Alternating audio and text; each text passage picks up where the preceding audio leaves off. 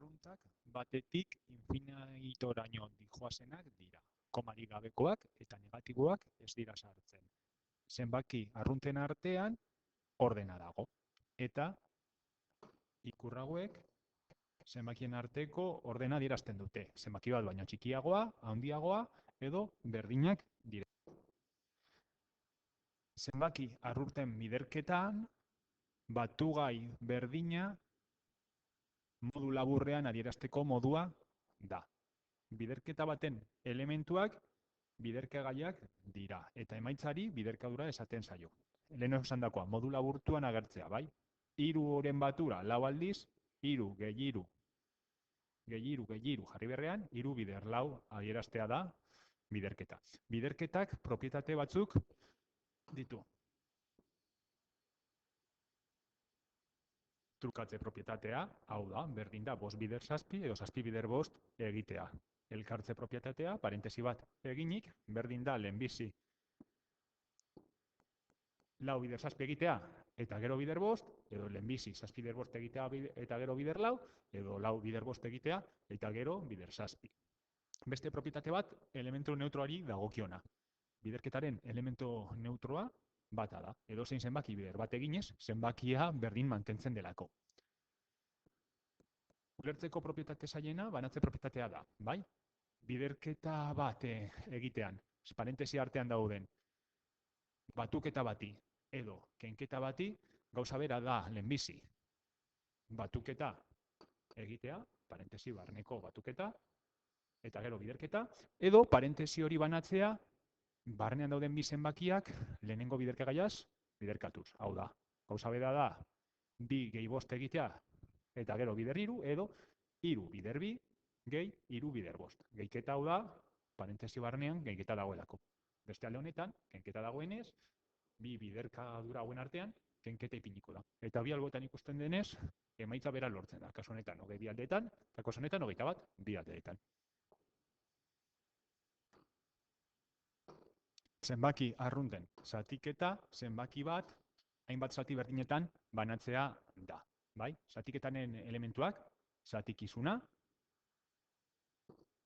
zatitzailea, zatidura emaitza, eta soberan gelditzen den zatiari hondarra esaten zaio. Bai? Hemen adibideak dituzue. Zatiketaren proba egiterako orduan, zatidura bider zatitzailea gehi hondarra egiten da, eta horrik zatikizuna eman behar du.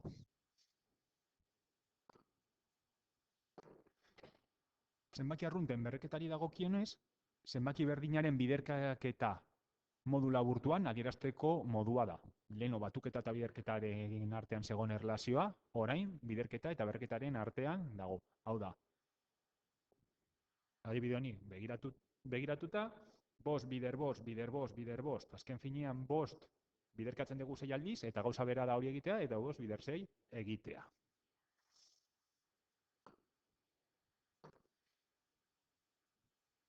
Berrekizun bereko berreketak ditugunean,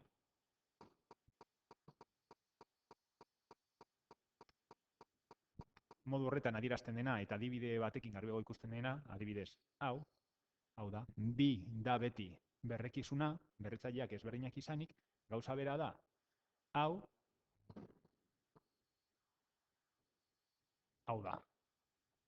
Berrekizun bakoitzaren berretzaileak batzea, 2 gehi 3, eta gogoratu, bi honen gainean zenbakirik ez dagoenean, bat dela, beraz, 2 gehi 3 gehi bat, 6 izango litzatekela. Eta emaitza bera da, berreketa hau horrela eginda, edo biber 6 egitea. Hau da, biber 2, biber 3. Bai, izango litzateke 4, bider 8, bider 2, honek eta honek ematen dutena, emaitza bera da. Bai? Eta hainbat ariketetan egin dugun gauza bakarra izan da, hau kalkulatu berrean, zuzenean horrela utzita, nahiko.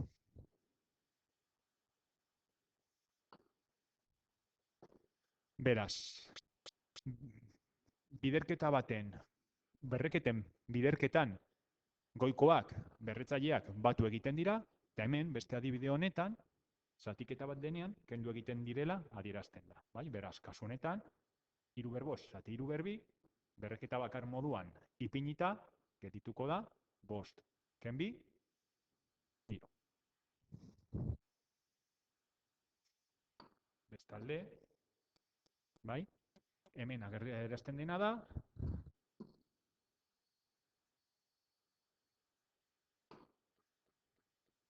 zenbaki bat, berbat, zenbaki bera dela, eta normalean lehen esan bezala bateko hori ipintzen ez dela, eta zenbaki bat, berzero egiten denean, emaitza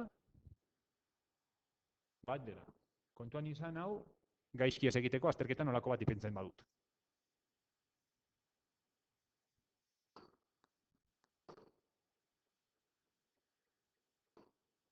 Berreketa baten, berreketa daukagunean, bai, lehen esan dugu, biderketa denean, batu egiten direla, zatiketa denean, kendu. Berreketa baten, berreketa daukagunean, biderkatu egiten dira berretzaileak. Beraz, hau geldituko da, 4 ber, 3 bider bi, 6.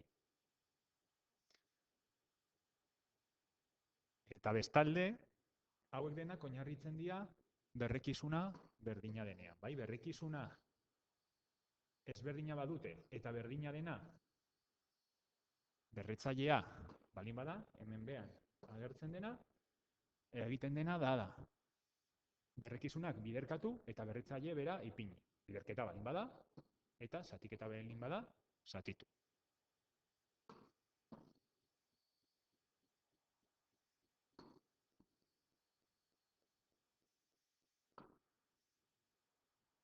Ariketaren batean, olako zerbait ipini dut.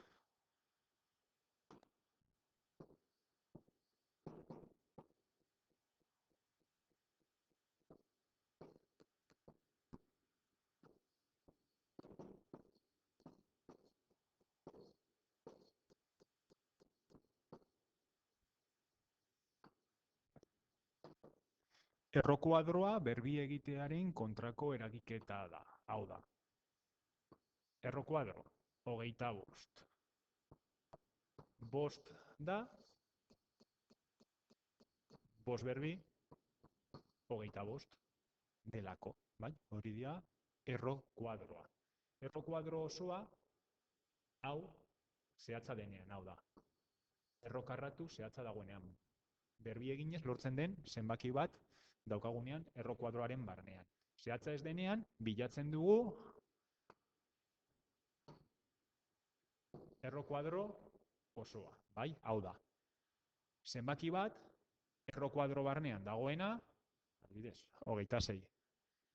Ipiniko banu, 26 dena ez daukagu zenbaki bat zehatza, bai?